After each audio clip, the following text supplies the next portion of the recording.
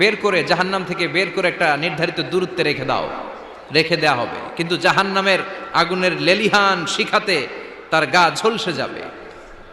সে আল্লাহর ডেকে বলবে, মাবুদ তোমার কাছে আমি কিছু চাই না,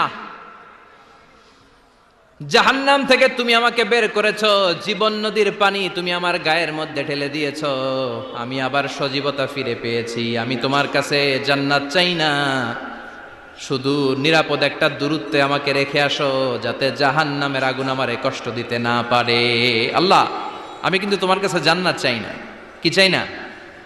জান্নাত চাই না, কিন্তু জাহান্নামের আগুন আমারে কষ্ট দিচ্ছে, এতটা দূরত্বে রাখো যাতে জাহান্নামের আগুন আমার গায়ে না লাগে।